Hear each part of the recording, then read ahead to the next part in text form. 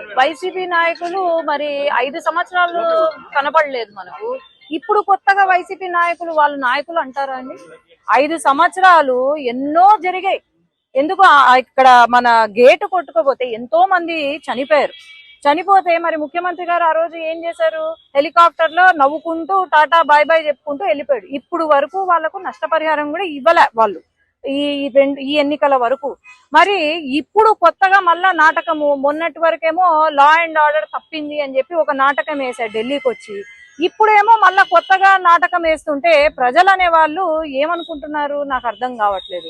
రోజమ్మ ఏమో మా ముచ్చుమరి ఇష్యూ గురించి మాట్లాడుతుంది. అసలు రోజమ్మను నేను ఒకటే అడుగుతున్నాను, నువ్వు ఎక్కడో చెన్నైలో ఎన్నికలు పాలిటిక్స్ లో జాయిన్ అవ్వాలనుకుంటున్నావు, చెన్నైకి పోయి నువ్వు పాలిటిక్స్ రాజకీయం చెయ్యి, అంతేగాని ముచ్చుమర్రి రాజకీయం మాత్రం నువ్వు చెయ్యొద్దు. ఎవరి అండ చూసుకొని నువ్వు ముచ్చుమర్రి రాజకీయం చేయాలనుకుంటున్నావు? 10 రోజులు జరిగిన వెంటనే మేము ప్రతి రోజు అక్కడే ఉన్నాము. అక్కడ ఎవరైతే ఉన్నారో పోలీస్ డిపార్ట్మెంట్ గాని మళ్ళీ పైన హోంమంత్రి గారు గాని అందరూ వచ్చారు. ఒకటే ప్రశ్న రోజమ్మకు, నీకు నిజంగా ముచ్చుమర్రి పైన ప్రేమ ఉండుంటే మరి నువ్వు వచ్చినావా?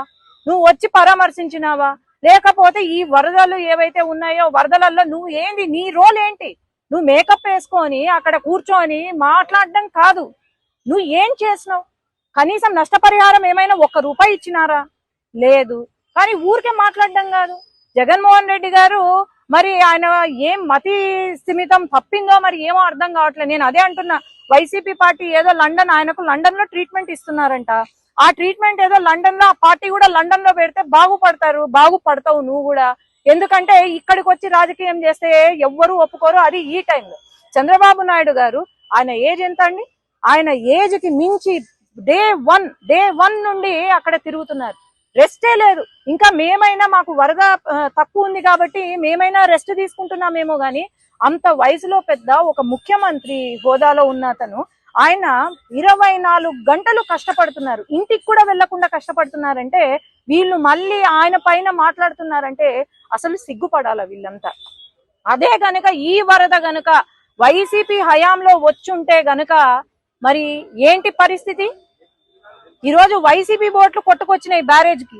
ఎందుకు వచ్చాయి? ఇవన్నీ ఆలోచన చేయండి, ఎవరు దీని వెనకాలండి చేస్తున్నారు. అసలు ఈయనకు మ్యాన్ మేడ్ ఫ్లడ్స్ కి తర్వాత న్యాచురల్ ఫ్లడ్స్ కి కూడా తేడా తెలియని మాజీ ముఖ్యమంత్రి, పులివెందల ఎమ్మెల్యే, మరి ఆయనకు అసలు తెలివి ఉందా? ఏం లేదు. ఎవరో పక్కన పాపం సజ్జల లేనట్టున్నాడు, పక్కన సజ్జల లేరు, లేకపోతే వేరే వాళ్ళు ఎవరు లేనట్టున్నారు, ఎందుకో గ్యాప్ ఇచ్చినట్టున్నారు, ఆయనకి ఇష్టం వచ్చింది మాట్లాడుతున్నారు.